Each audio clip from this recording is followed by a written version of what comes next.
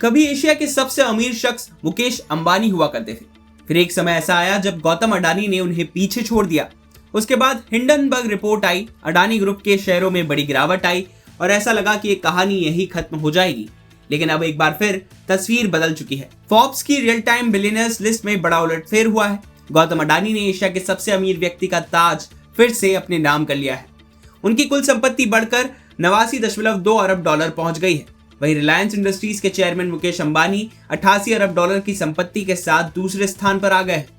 दिलचस्प बात यह है कि कुछ दिन पहले तक जापान के सॉफ्टबैंक ग्रुप के प्रमुख मासायोशी सोन इस सूची में सबसे ऊपर थे, लेकिन अब वो 87 अरब डॉलर की संपत्ति के साथ तीसरे नंबर पर पहुंच गए हैं। यानी एशिया के अरबपतियों की इस दौड़ में सिर्फ कुछ अरब डॉलर का अंतर पूरी रैंकिंग बदल रहा है। लेकिन सवाल यह है कि आखिर गौतम अडानी की संपत्ति में इतनी तेजी से बढ़ोतरी कैसे हुई। इसकी सबसे बड़ी वजह है अडानी ग्रुप की कंपनियों में आई जबरदस्त तेजी।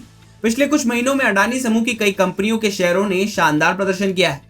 शुक्रवार तक अडानी समूह की 6 प्रमुख सूचीबद्ध कंपनियों का संयुक्त बाजार मूल्य करीब 191 अरब डॉलर तक पहुंच गया। इनमें सबसे बड़ा योगदान अडानी पावर का रहा, जिसका वैल्यूएशन लगभग 47 अरब डॉलर से ज्यादा पहुंच गया है। इसके अलावा Adani ports, Adani enterprises, Adani green energy और अडानी टोटल गैस ने भी समूह की कुल वैल्यू को नई ऊंचाइयों पर पहुंचाने में अहम भूमिका निभाई है। लेकिन इस कहानी का सबसे दिलचस्प हिस्सा सिर्फ शेयरों की तेजी नहीं है। दरअसल पिछले कुछ साल अडानी समूह के लिए आसान नहीं रहे। साल 2023 में अमेरिकी शॉर्ट सेलर हिंडनबर्ग रिसर्च ने अडानी समूह पर कई गंभीर आरोप लगाए थे। रिपोर्ट सामने आने के बाद समूह की कंपनियों के शेयरों में भारी गिरावट आई और गौतम अडानी की संपत्ति में भी रिकॉर्ड कमी दर्ज हुई। उस समय कई लोगों का मानना था कि अडानी साम्राज्य को बड़ा झटका लग गया है, लेकिन इसके बाद जो हुआ उसने पूरी कहानी बदल दी। भारतीय नियामकों ने जांच के बाद कहा कि लगाए गए आरोप सिद्ध नहीं हुए। वहीं अमेरिका में चल रही कुछ कानूनी चुनौतियां भी धीरे धीरे खत्म होने लगी। निवेशकों का भरोसा वापस लौटने लगा और अडानी समूह के शेयरों में फिर से खरीदारी बढ़ने लगी। फोर्ब्स की रिपोर्ट के मुताबिक पिछले महीने अमेरिका के जस्टिस डिपार्टमेंट की ओर से अडानी समूह के खिलाफ लगाए गए कुछ धोखाधड़ी संबंधी आरोपों को खारिज किए जाने के बाद गौतम अडानी की संपत्ति में करीब 10 अरब डॉलर का इजाफा हुआ है। यानी जिस कानूनी अनिश्चितता को निवेशक सबसे बड़ा जोखिम मान रहे थे, उसके कम होते ही बाजार का भरोसा तेजी से लौट आया। गौतम अडानी भी अब भविष्य को लेकर काफी आक्रामक नजर आ रहे हैं। ऊर्जा, परिवहन, लॉजिस्टिक्स और डिजिटल इंफ्रास्ट्रक्चर जैसे सेक्टर्स में समूह लगातार निवेश बढ़ा रहा है। खासकर आर्टिफिशियल इंटेलिजेंस और डेटा सेंटर जैसे क्षेत्रों में बढ़ते अवसरों पर भी समूह की नजर है।